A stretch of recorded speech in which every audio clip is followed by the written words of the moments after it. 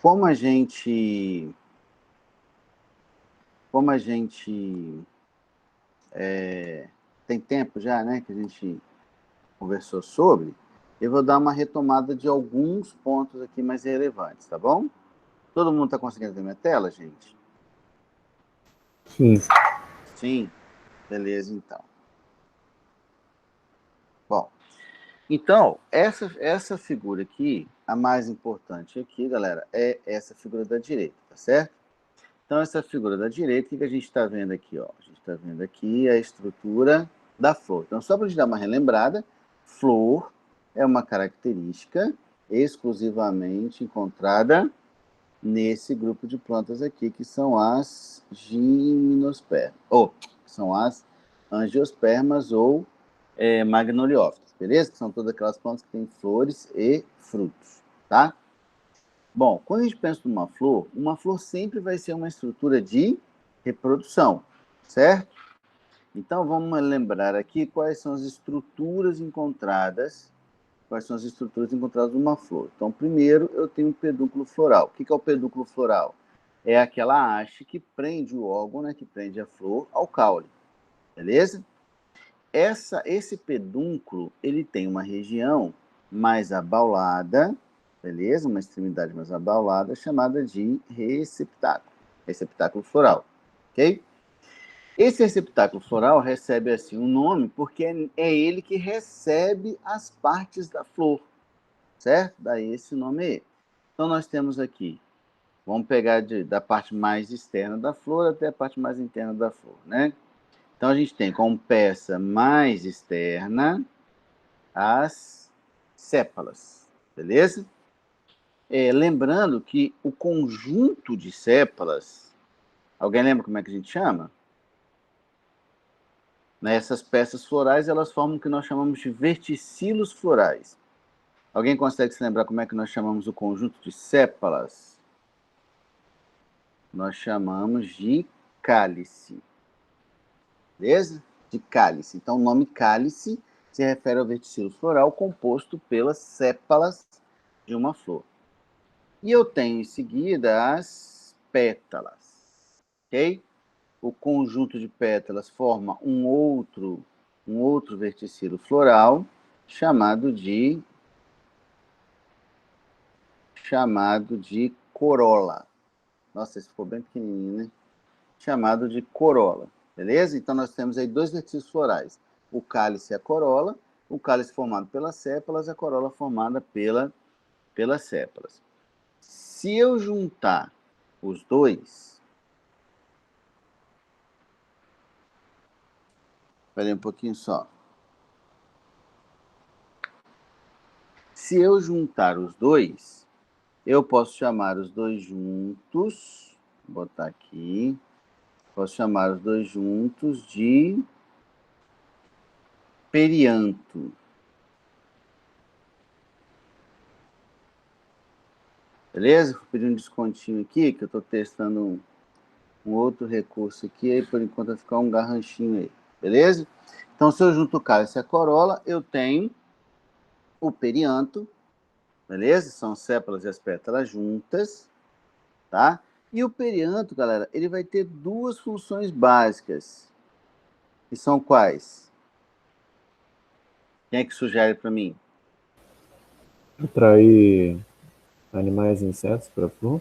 Isso. Uma função é a função de atração de agentes polinizadores e a outra função é uma função de proteção do ovário, onde tem os óvulos ali, né? Que vão virar posteriormente sementes, beleza? Bom, além das pétalas e das sépalas, nós temos os estames, beleza? Que corresponde aí à parte, entre aspas, masculina da flor, tá? O conjunto de estames, ele é chamado de... Se é a parte masculina, qual o prefixo que eu vou usar? Eu vou usar o prefixo andro, que vem de masculino, certo? Então, androceu. E é justamente no estame que há a produção de quem? Quem é que lembra? Qual é a parte masculina aí que a flor produz? Do pólen. Beleza? O pistilo, lembrando, gente, que essa expressão pistilo é uma expressão mais antiga, assim, tá? Normalmente nós utilizamos a expressão, deixa eu ver se eu consigo escrever aqui, a expressão mais correta seria carpelo. E o carpelo se refere à parte feminina da flor. E aí, galera, o conjunto de carpelos vai formar um quarto verticilo chamado de gineceu. Beleza? Gineceu. Então, nós temos aí 4 verticilos florais: cálice, que é sépala, corola, que é pétala, androceu, que é estame, e gineceu, que é o composto pelos carpelos, né? Quando eu olho esses carpelos de perto, aí tem 2 estruturas aqui que são bem importantes, que são os ovários. Então tá aqui, ó, o ovário, que vai proteger no seu interior, que vai encerrar no seu interior um ou mais óvulos. E aí, galera, é importante lembrar que o óvulo para a planta não é gameta, como acontece com os animais, beleza? É num óvulo que vai se formar o gameta.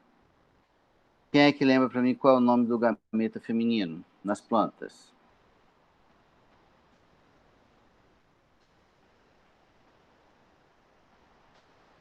Oosfera. Então, dentro do óvulo é que eu vou encontrar o gameta feminino, que é a oosfera, beleza?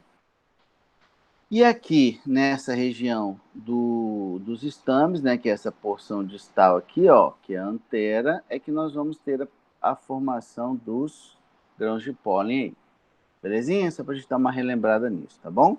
Até aqui, galera, alguma perguntinha? Nada? Não. Beleza, então.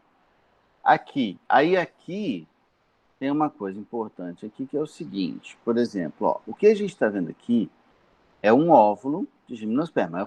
Acabei de falar para vocês que o óvulo ele não corresponde ao gameta, e sim à estrutura onde o gameta vai ser produzido, tá?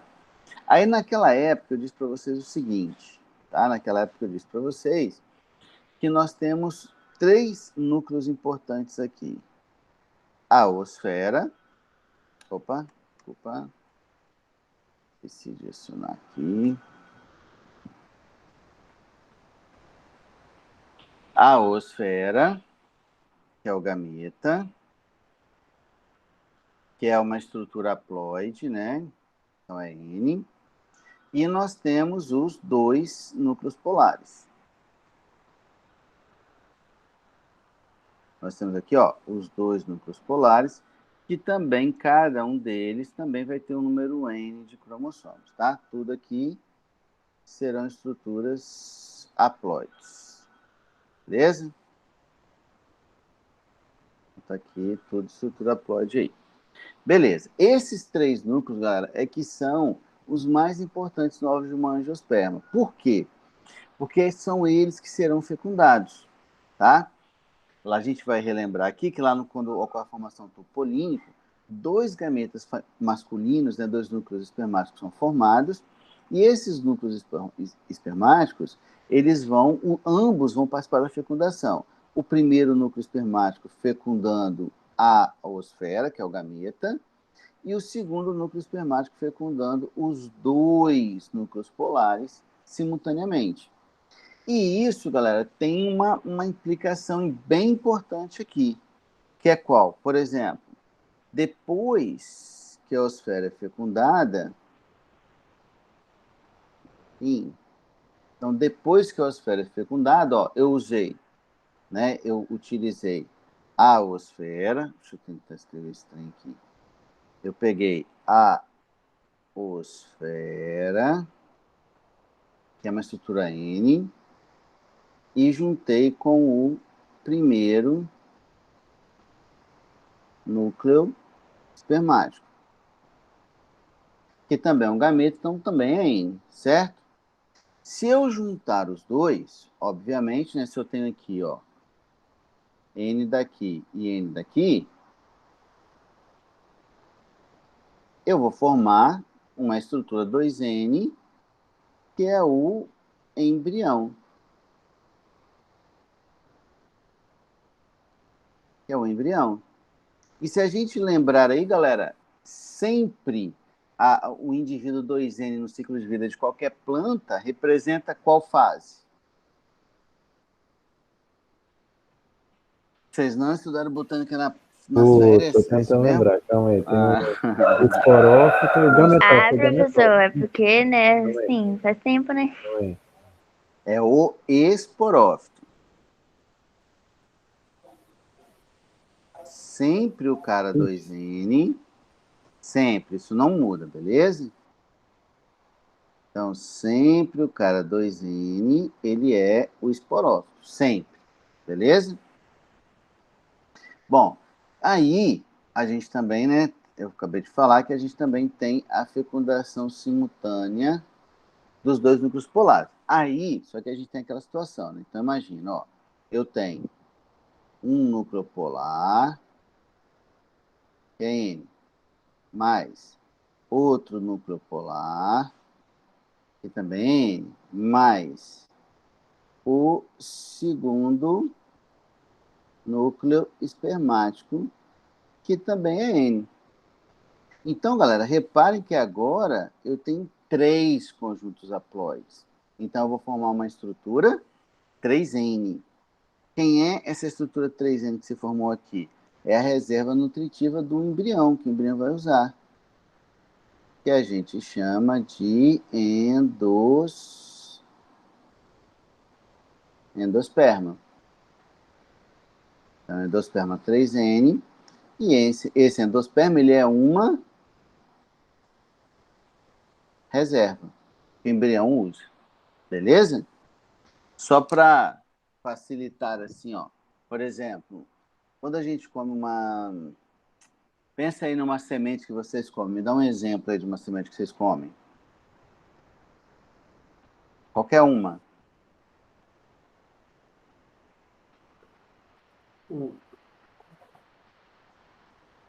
Qual, galera? Vamos lá, fala comigo. Vai, gente, eu não lembro de comer semente, não, calma Ah, aí. não? Você não come feijão, não? Arroz? Ah, tá. Aham. Não é? A É. noz. Mais o que vocês comem? A ervilha, o grão de bico. Isso tudo é exemplo de semente, certo? Então, vocês estão vendo que esse óvulo que vocês estão vendo aqui, após a fecundação, e aí também é importante lembrar o seguinte, tá? Que nós estamos falando de uma fecundação que é dupla, certo? Nós vimos duas... Caraca, bicho, difícil escrever aqui, hein? Nós vimos duas fecundações acontecendo. A fecundação do... Vamos parar aqui. A dupla fecundação. A gente viu a fecundação da osfera, formando embrião, e a fecundação dos dois núcleos polares, formando a reserva nutritiva do embrião, certo? Após a dupla fecundação, lembrando, também importante, que essa dupla fecundação, ela é exclusiva de angiosperma.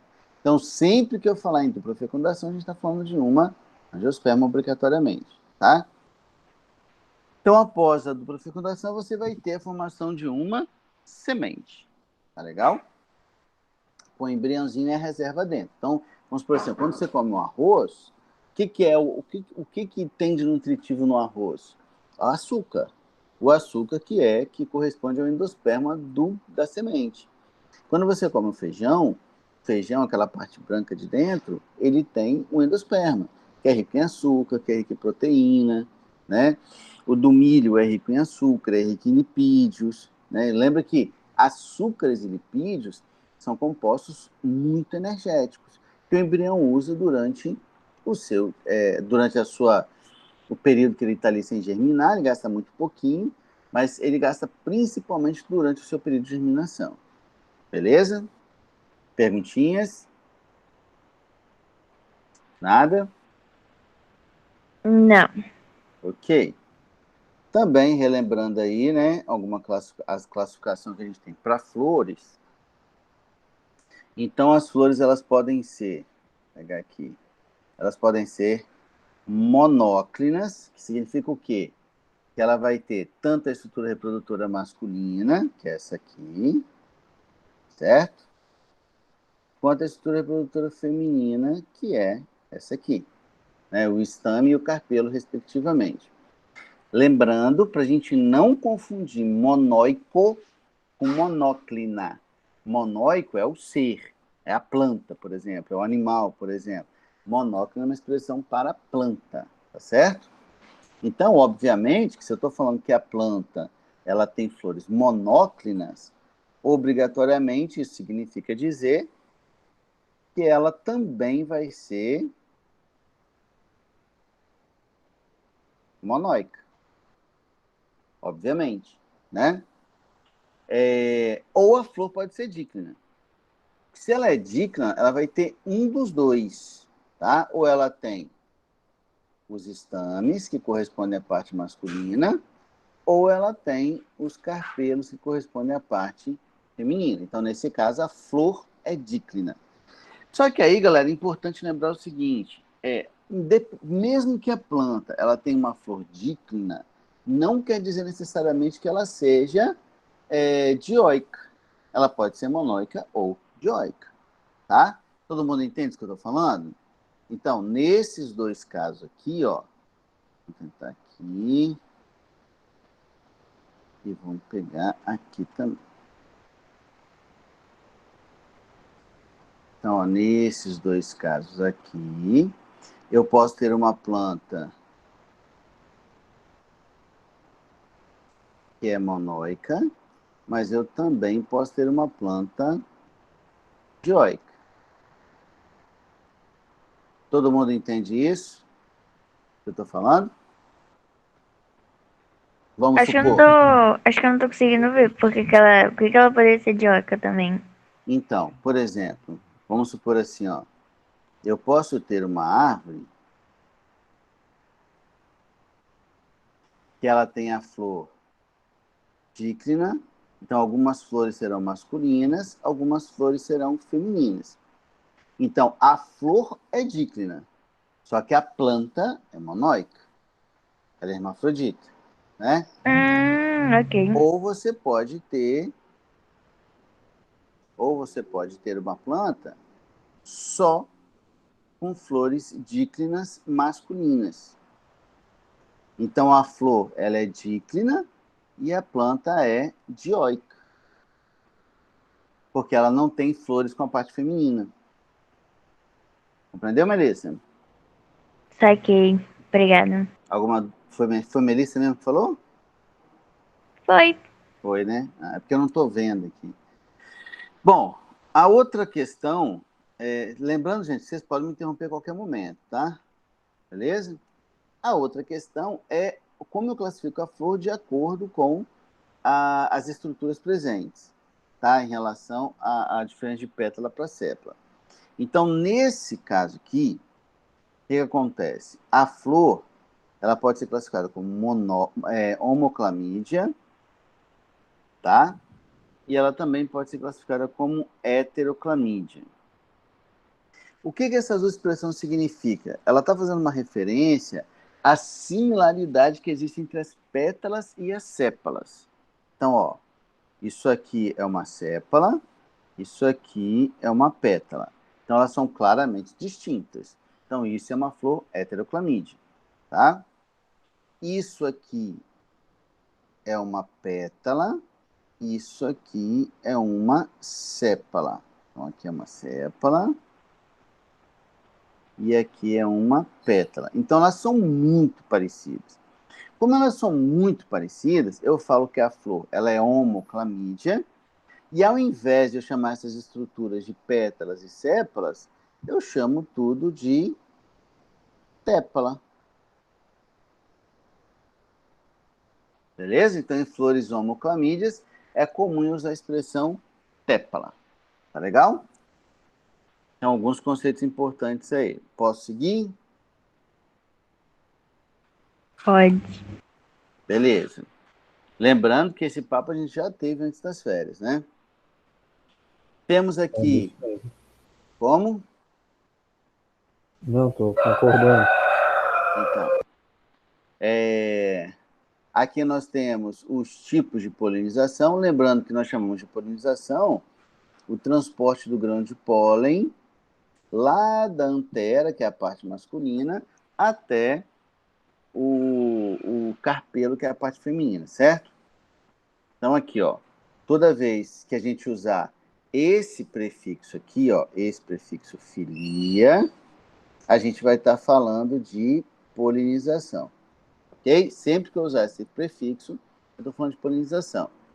Então, quando eu falo que a polinização é pelo vento, eu chamo a polinização de anemofílica, ou simplesmente o fenômeno chamado de anemofilia. Quando ela é feita por insetos, entomofilia. Quando ela é feita por aves, ornitofilia. Quando ela é feita por morcegos, quirópterofilia, tá?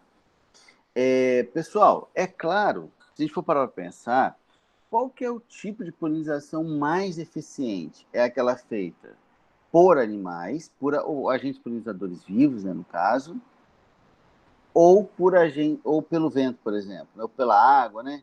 São agentes polinizadores não vivos. Qual que vocês acham que é mais eficiente? Os animais. Por quê? Porque Ah, porque eles carregam o pólen neles, né? Daí eles encostam em outra e. Não? Então o transporte ele fica mais assertivo, já que um animal que ele foi até uma flor, ele foi por uma razão, né? Que foi em busca geralmente de néctar ou do pólen, né? Algumas plantas produzem pólen estéreis que são comestíveis, tá? Então ele vai buscar alimento em outras folhas e acaba levando. O vento, ele dispersa o pólen de uma maneira totalmente aleatória. Nada garante que o vento vai levar o pólen da planta A para a planta B, certo? Ninguém garante isso. E aí, galera, o que acontece aqui? Nesse sentido, para a planta ter uma polinização do tipo anemofílica, ela tem que ter algumas adaptações para que isso funcione, né? Que adaptações são essas? Em relação ao pólen. O pólen, ele tem que ser um pólen seco, um pólen pouco denso, tá? É um pólen pouco denso. Por que ele tem que ser pouco denso, pessoal? Pra ele voar melhor. Voar, pólen voa, Ah, flutuar, sei lá. para ele ficar mais tempo planando, É, pode sim. não é? Então, mais tempo de planação garante aí uma maior possibilidade de sucesso. Beleza? Já aquela planta que tem uma polinização por animais, ela vai deixar, vai investir. Ah, tá, outra coisa. Esse pólen também, ele tem que ser um pólen em grande quantidade também. Né? A produção tem que ser uma produção em grande quantidade também, certo? Já no caso da planta, né, que tem polinização do tipo zoofílica, ela pode produzir uma quantidade muito menor de pólen. Então, ela tem uma produção muito menor. Por quê? Porque ela está investindo na atração. Ela vai investir em outras coisas, né? Ela vai investir em quê? Ela vai investir em cor, ela pode investir em cheiro, certo? é Ela isso pode, mesmo. ela pode investir em néctar, para que a recompensa seja boa, né, para o animalzinho que vai lá. Então, ela não vai investir em pólen, ela investe em atrativos. E a polinização, ela fica muito mais assertiva né, o percentual de sucesso é muito maior, porque por conta do fenômeno chamado de coevolução. Né? Vamos lembrar um pouquinho de evolução aí. Como que se aplicaria o conceito, galera, de coevolução nesse caso aqui? Lembrando que a gente está falando de coevolução entre o polinizador e a planta polinizada. Como é que se aplica esse conceito aqui? Quem sugere alguma coisa?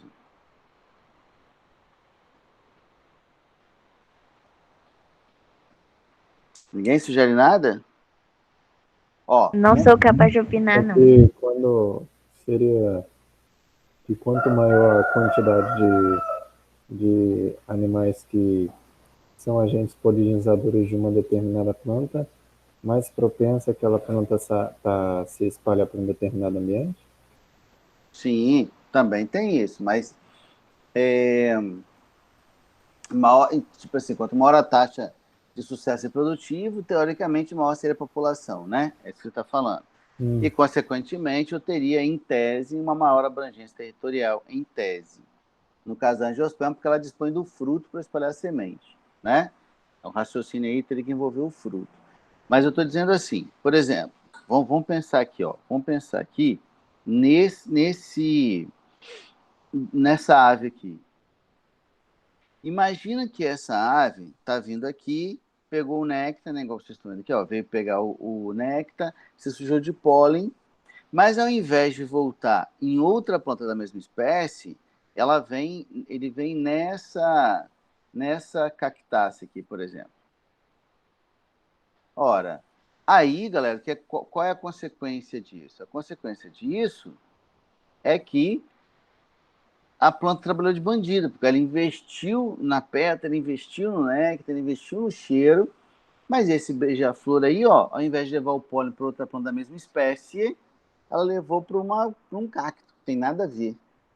Então a planta investiu à toa. Se a planta investir à toa, qual é a consequência para essa planta? Para qual planta? Para a primeira planta. Ela não vai ter sucesso na reprodução e Não vai vai ter pegar sucesso. Isso. Aí o que acontece com a população dessa primeira planta? Diminui. Diminui. Com uma redução da população dessa primeira planta, o beija-flor vai ter menos comida disponível, concordam? Sim. E aí, se o beija-flor vai ter menos comida disponível, existe aí uma tendência a um aumento de competição e uma maior chance desse beija-flor dançar também. Perceberam isso? Ouvimos? Sim, sim. E aí, o que a seleção natural fez? A seleção natural acabou selecionando aqueles agentes polinizadores mais fiéis, aqueles polinizadores mais específicos. Porque esse polinizador mais específico, além dele evitar a competição com outro animal que está ali atrás de alimento, ele também promove um maior sucesso de reprodução daquela planta específica. Entenderam a lógica aí? Então, você está dizendo que, tipo, o beija-flor, ele sempre vai comer na mesma planta? Na mesma planta, não. Na mesma espécie de planta. Não no mesmo indivíduo, mas na mesma Não. espécie. Sim, é porque, tipo assim, é a visão que eu tenho, né, do beija-flor passando em qualquer flor aleatória, assim, não tem? Então, tipo, isso não ocorre, então. Não. Normal, assim, pode acontecer, é claro, né, Melissa? Pode acontecer. Mas o padrão é você ter um polinizador polinizando um grupo de plantas que seja aparentada, que tenham flores parecidas. Você pode ter polinizador cosmopolita? Pode, né? Pegando néctar de várias flores? Pode. Mas o padrão é você ter uma especificidade nessa relação. Esse que é o padrão. Por isso, inclusive, que você vai ver, existem diversas espécies de beija-flores, concorda? Sim. Cada espécie de beija-flor ele vai se especializar em um grupo, em uma família específica de plantas. Tanto é que você consegue ver, inclusive, aqueles padrões de bicos diferentes. Por exemplo, aqueles beija-flores que tem ali um bico enorme. Né? Às vezes o bico ele é maior do que o próprio passarinho, inclusive.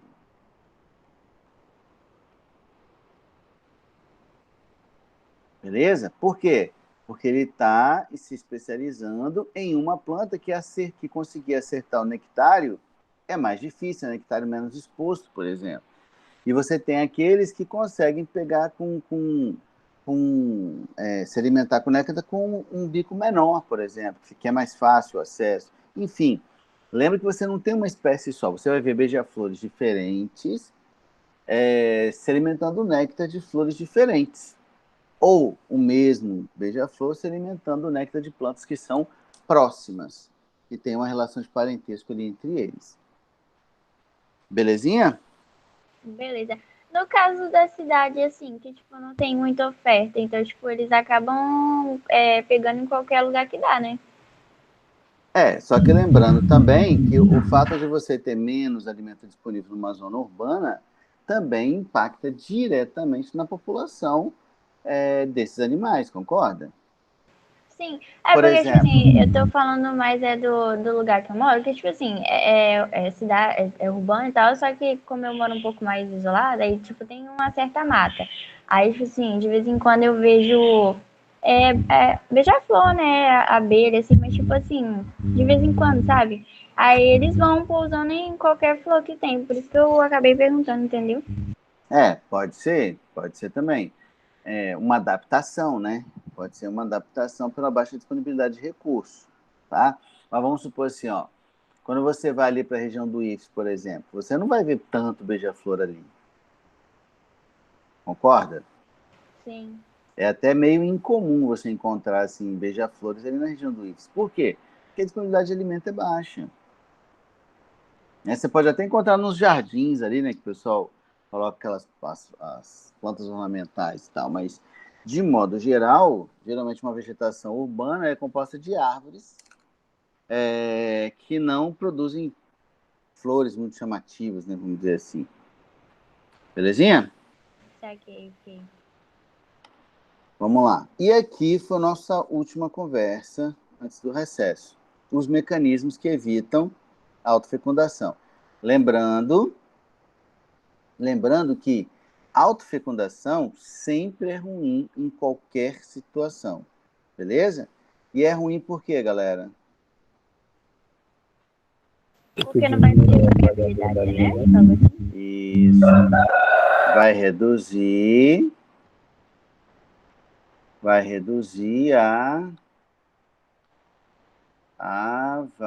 nossa, brinquei de novo aqui, tá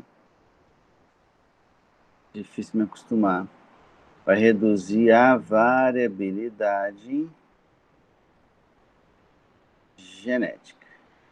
Beleza, ok? Então, é ruim para qualquer caso. E aí eu dei os exemplos aqui, ó. Dicogamia é o primeiro mecanismo que evita a autofecundação, que se refere a você ter períodos diferentes de produção das estruturas reprodutivas, tá? Quando o pólen está pronto, o óvulo não está. Ou quando o óvulo está pronto, o pólen não está, né? Então, assim, por exemplo, vamos pegar aqui, ó. Olha o sufixo aqui, galera. Esse sufixo lembra o que para vocês? Feminino? Não Não, ouvi, masculino. Daniel. Masculino? Masculino, de andro, né? De andro. Então, o que acontece? Essa flor, ela produz pólen primeiro e depois ocorre a maturação do óvulo. Então, quer dizer, quando o pólen começa a ser liberado, não tem óvulo para ser fecundado. Então, aquela planta não vai se autofecundar. E na protogenia, é o inverso. Ginia vem de quê? Lembra? De gine, né? Pensando no ginecologista, por exemplo. Então, é o contrário. Primeiro você tem a formação do óvulo e depois você tem a formação do pólen. Então, o óvulo está pronto na flor, mas o pólen não. Então, não vai rolar autofecundação também. Tá certo? No segundo caso aqui, nós temos a ercogamia, é que quando a flor ela oferece uma barreira física à autofecundação. Aí eu até comentei com vocês na época, são aquelas flores mais elaboradas, tipo orquídea, por exemplo. Tá? Na heterostilia, você tem uma diferença no comprimento das estruturas. Então, você tem o estilete é muito longo. Lembra que o estilete é a parte do carpelo, é a parte feminina. Ele é muito longo. E o estame, que é a parte masculina, é muito curto.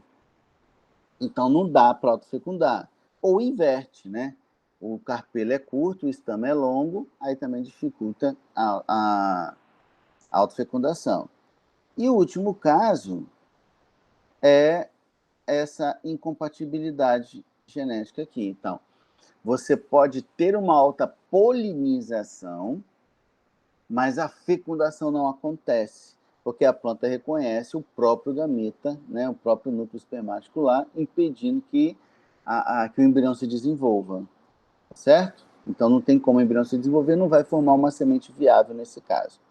Então, esses são os 4 principais casos de mecanismos que evitam autofecundação, certo?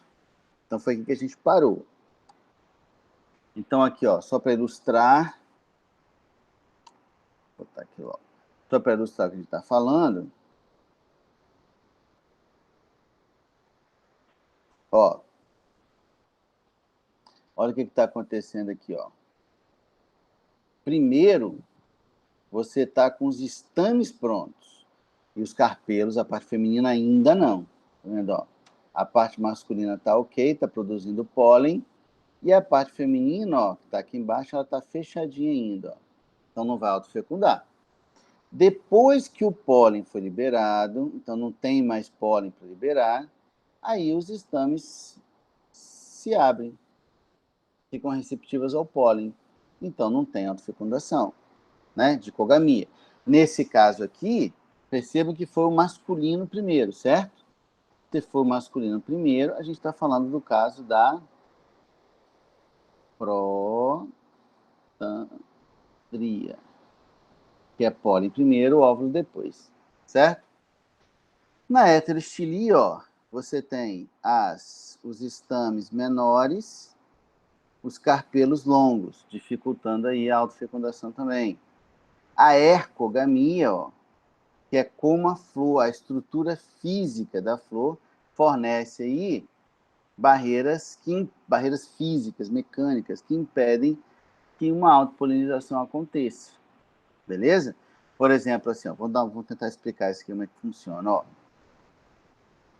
O pólen, o néctar, ele está aqui, ó, nessa região. Beleza? Então, o inseto, ele vem aqui. Vou imaginar um inseto aqui, né? O inseto está aqui.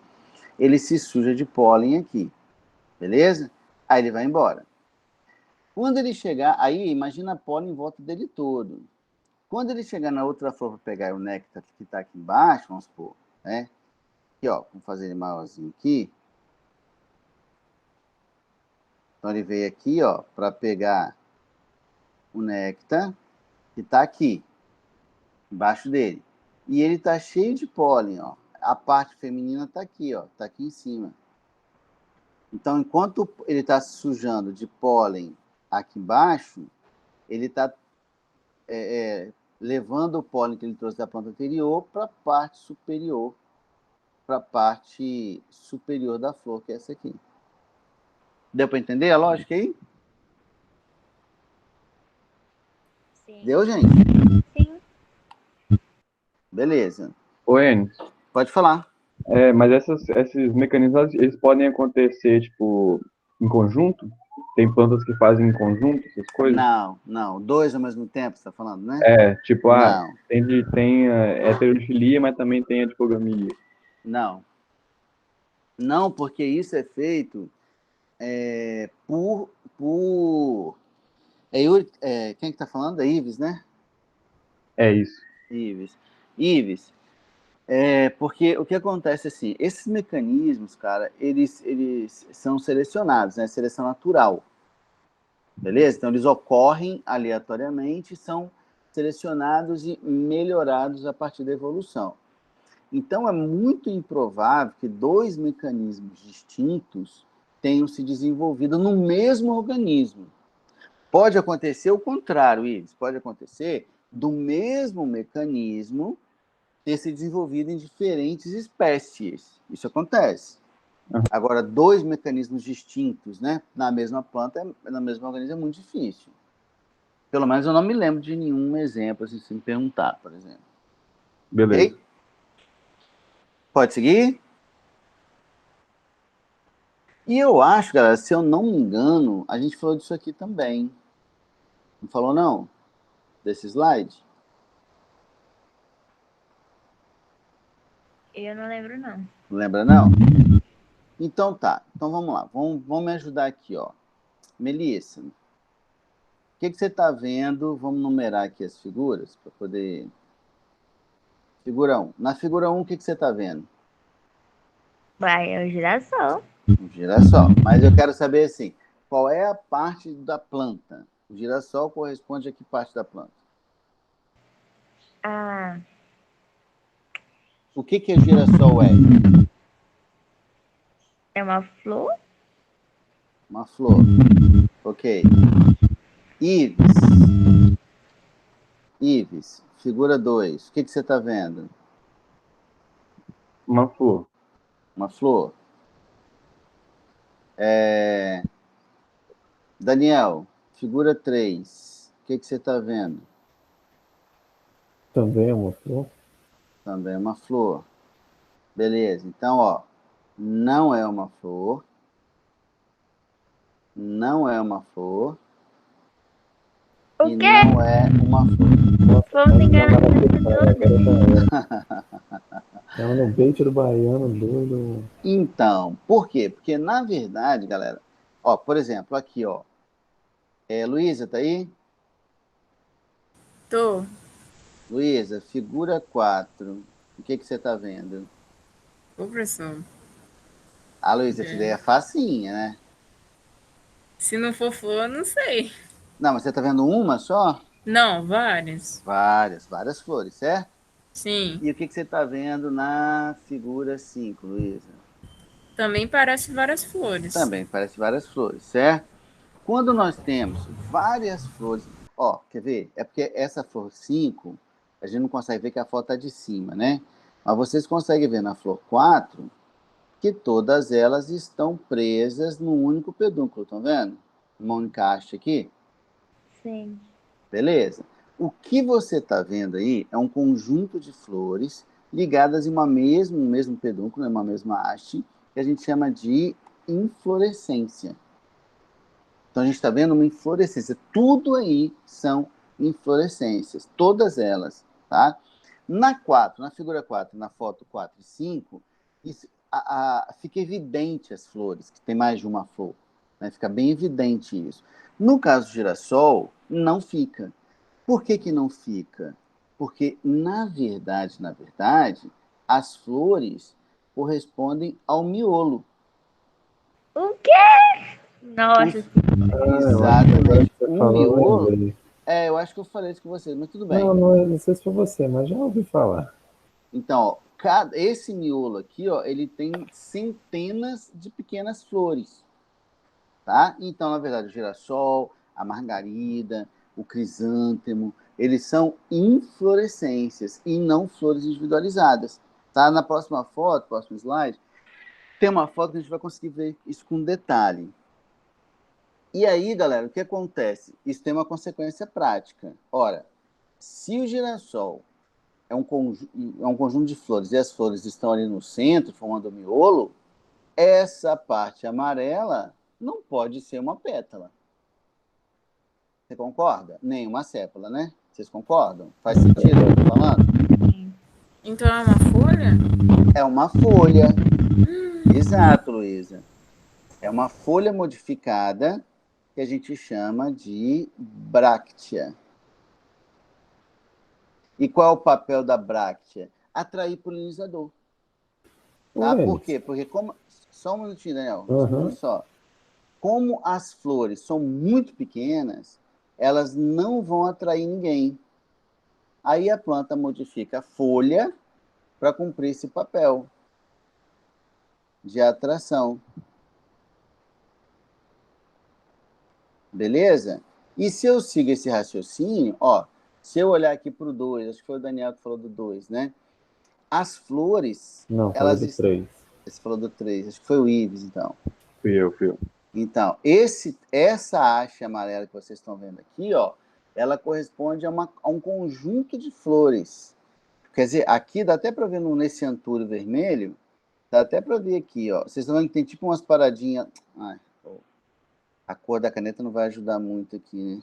Mas vocês estão vendo que tem tipo uns pontinhos em relevo aqui, ó, nessa região? Vocês conseguem ver isso daí? Dá para ver mais perto da base, parece. Isso, é porque está maior ali perto da base, né? Então, cada pontinho daquele relevo é uma flor. Essa haste amarela toda é um conjunto de flores. Então, essa parada vermelha que você está vendo aqui no antúrio, na verdade, é uma bráctea. Assim como no copo de leite também, ó. Isso aqui que você está vendo é uma bráctea, não é uma pétala. Beleza? Fala aí, Daniel, o que você vai falar? Qual tem que ser o tamanho do bicho para ele polinizar uma flor desse tamanho de uma por vez? Uai, tem vários insetos que são muito pequenos. E também não precisa ser um, né? Pode ser um monte, né? Pode ser um monte, quer ver? Ó, por exemplo, aqui, ó. Quando eu pego um detalhe aqui do girassol, aí fica muito mais fácil perceber isso, ó. Não tô crendo no que eu tô vendo. Ó, vocês estão vendo aqui em amarelo a bráctea. Várias brácteas, né? Não é uma só, né? E aí vocês estão vendo aqui, ó. Isso aqui é uma flor. Isso aqui é outra flor. Isso aqui é outra flor. E por aí vai. Então, cada pontinho daquele que você vê no miolo corresponde a uma flor da inflorescência. Belezinha? Beleza. Ficou alguma dúvida? Novos conhecimentos. Inclusive, isso tem aí uma consequência na hora da formação do fruto, em algumas situações, né? Por exemplo, assim, ó, vamos pegar aqui, ó, por exemplo, vou pegar aqui uma inflorescência, vou botar uma haste única e vou fazer várias flores aqui. Beleza?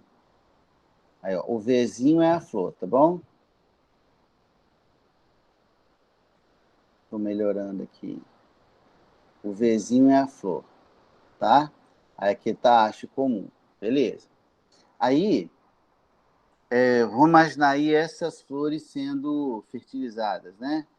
Sendo, vou botar uma cor aqui que destaque, azul. Quando uma flor, depois de fecundada, depois da fecundação, o que acontece com o ovário da flor, gente?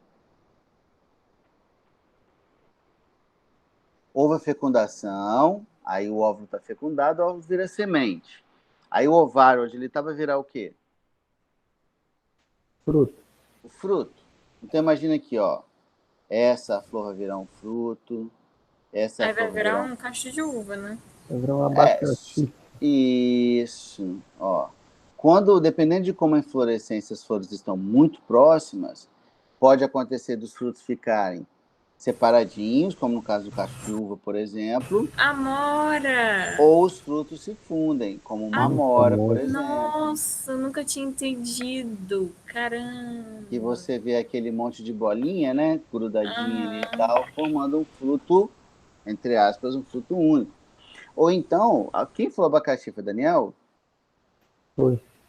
Pois é, vamos pensar no abacaxi aqui, ó. Quando você pega o abacaxi, todo mundo já viu, né? Obviamente, aí o abacaxi. Abacaxi é assim, né?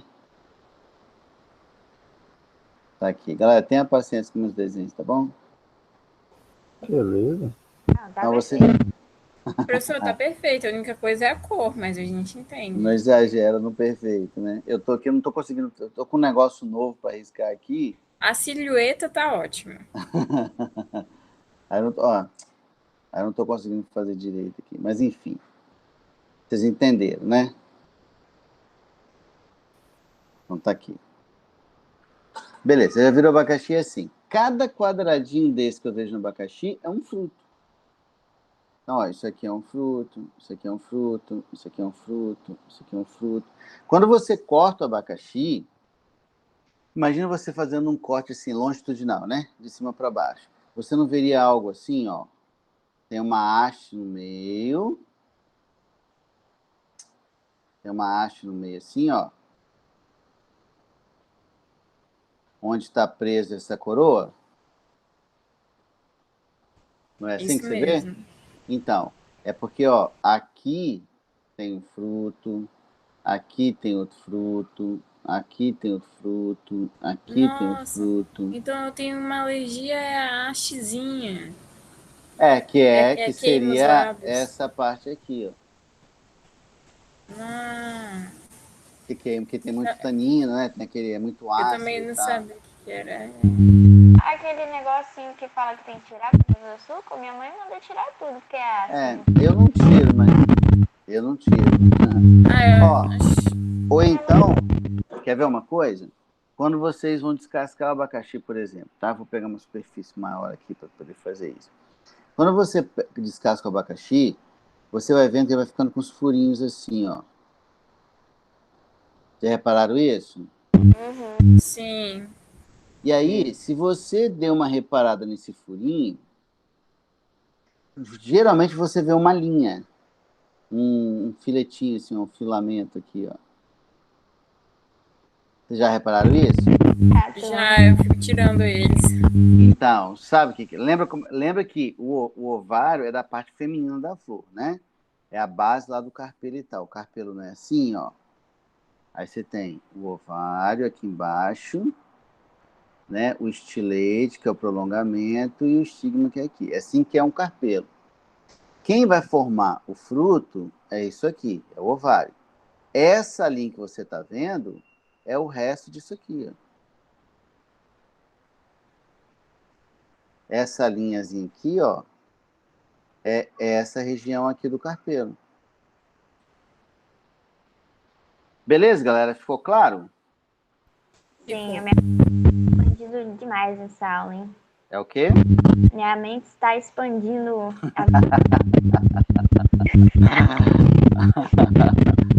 Então, beleza. Galera, então assim, ó, pra gente fechar, vamos só relembrar esses conceitos básicos que a gente usou aqui, né? Se não tiverem mais perguntas aí, tá bom? Se tiver perguntas, fica à vontade. Então, primeira informação importante, a informação sobre os verticílios florais, correto? Quem são os verticílios florais, pessoal?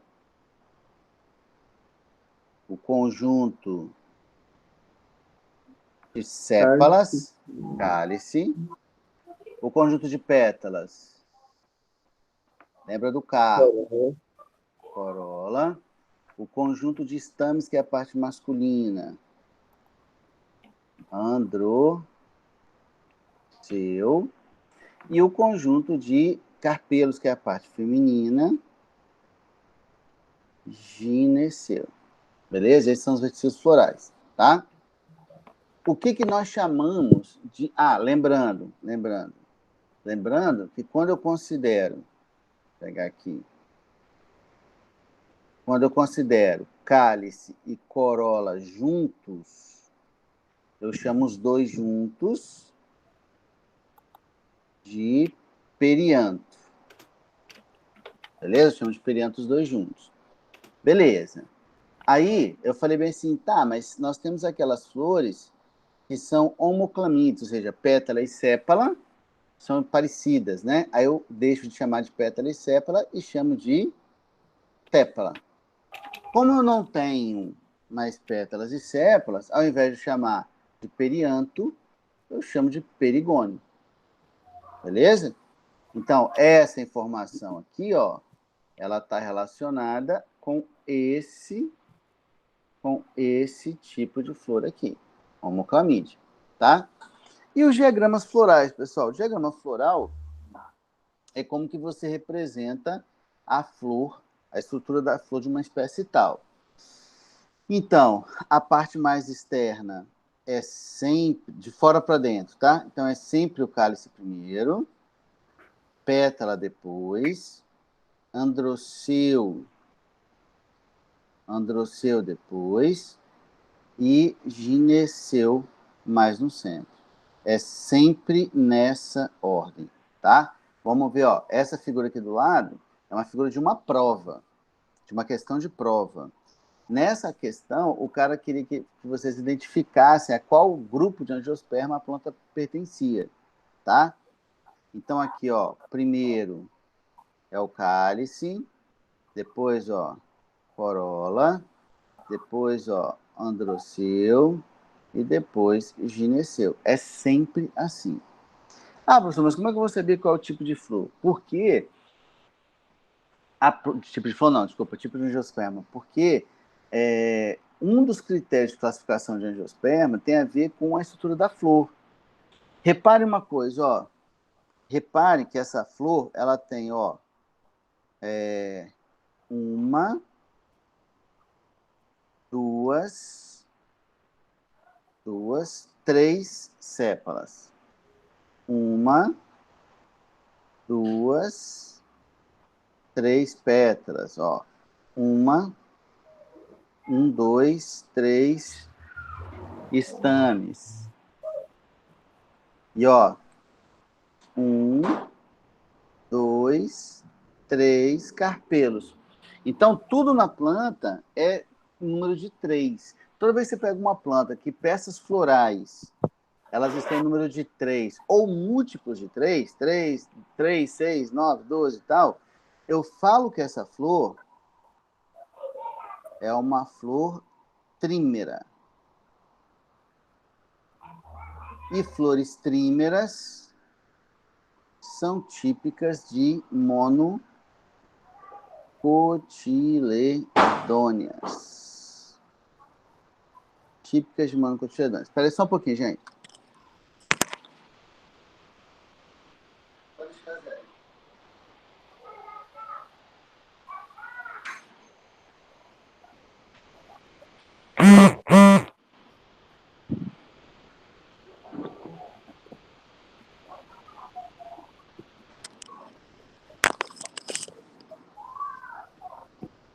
Mas acho que a gente ainda vai falar disso ainda, certo? Perguntinhas? Nada? Não, tá de boa. Não, Pode falar, Daniel. não falei não. Show. Então, olha só, galera, a gente vai parar aqui. Reprodução é mais longo. Eu vou deixar a reprodução para a próxima aula, tudo bem? Ok.